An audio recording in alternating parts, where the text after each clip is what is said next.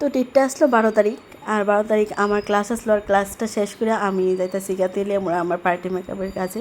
ভিডিওটা করতেছি আমরা লেট হইছে না তোমরা আমরা লেট হইছে এই না না আমার ক্লায়েন্ট কত ভালো আমার লেট হইছে তার উপর নিতে থাকা মানে আমার ক্লায়েন্ট পাইলে আগরতলা থেকে তেলাম না গেলে দরবার করে চলে দিব আমি আগরতলা থেকে তেলাম না সাথে যাচ্ছি ভাবো। তো আমার একটু লেট হয়েছে, তারা কতটা কোঅপারেটিভ করতেছে মানে কথাই বুঝছো, আমার লেট তারা লেট হয়েছে।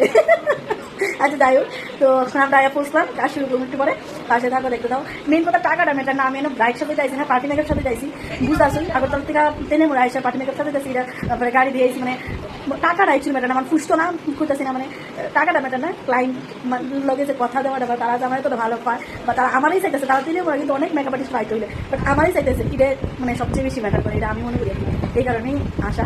তো চলো কাজ মেকআপের আগে আর ভিডিও করছি না, জাস্ট আয়া একটু ক্লিপ নিছিলাম। তো এখন মেকআপ কমপ্লিট। কেমন লাগছে গো সাজ্জা? খুব ভালো ভালো। আজকে তুমি প্রথমবার আমার কাছে সাজ্জো, কেমন লাগছে গো? খুবই ভালো লাগছে যেমন চাইছিলা? হ্যাঁ যেমন চাইছিলাম। তো দিদি আমার ফার্স্ট বুক করছিল, আগেও সাজছে আমার থেকে, তো আজকে সাজে কেমন লাগতেছে গো?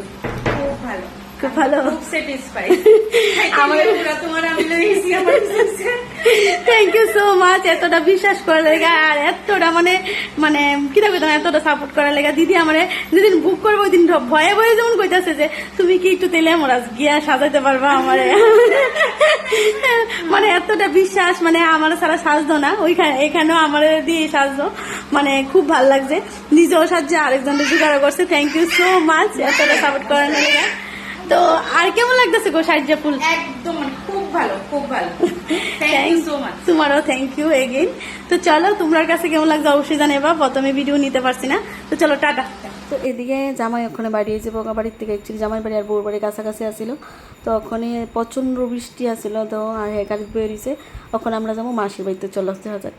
আমি ওখানে মাসির বাড়ি যেতেছি, আমি দীপা আর তো মাসির বাড়ি যেহেতু তেলে আমরা মাসি শুনে বেটাছে, আর মাসি রান্না টান্না করে রাখছে, আর রাত্রে বাজে 9টা ওখানে খাওয়া দাওয়া করে তারপরে আমার বাড়ি, চলো মাসির বাড়ি গিয়ে দেখা হইতেছে, অন্ধকার তো কিছু দেখা যেতাম। তো দীপা বয়ে গেছে, এদিকে এসে কোনো কাজ করবা কি তা করবা? কিছু করা লাগবে না, বসো এখানে বসো, চাউমিন খাও। তো চলো খাইলে আগে, ফেটে গুদা লাগছে। এই দীপা তাড়াতাড়ি আয়ো, আমরা খাওয়ানোর নিমন্ত্রণ আগে খাই লই, তাড়াতাড়ি খাইতে হবো, চাউমিন বানাই রাখছে মাসি, বসো চলো খাই। তখন মাসির বাড়ি খেয়ে লাইতাছি, এদিকে শীতলের বড়া, এদিকে দীপা খাইতেছে শুধু মাংস দিয়া, দীপা মেইন ডিশ লয়ে লাইছে, আর এদিকে এই যে জামাই বেঁচে খাইতো, এদিকে মেশু স্বর্ণ মাসি খাওয়া দিতেছে, আমরা ওখানে খাইয়া টেয়া তারপর জামুকা বাড়ি, এখন বাজে 11টা, বাজ যেতে যেতে 12টা 12:30 বাজবো, এবার তারা নিয়ে বাড়ি ঘর ঢোয়াই দিয়ে দিব। তো চলো খাওয়া দাওয়া করে এলে, খাওয়া দাওয়া করে বাইরে যাবো, আর বেশি লেট করতেছি না, টাটা সবাই, আবার নেক্সট মানে ভিডিওতে দেখাবো। গুড নাইট, বেশি বলে দিতেছে গুড নাইট, না কেউ নজর লাগাইতো না, টাটা। অনেক লম্বা ট্রিপ দিছি দীপার লগে, কেমন লাগছে আজকে গো ট্রিপে আয়া? তো চলো টাটা, মেশু অনেক ব্লগ করুন শিখে লাগতেছে।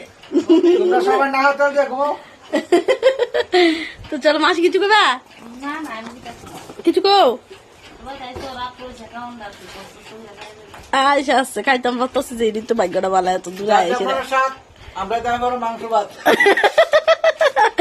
মেজো অনেক কথা শিখে লাইছে, মেজো একটা ব্লগ চ্যানেল খুলে দেবো আমি। তো চলো আর বেশি লিট করে না খাই লাই।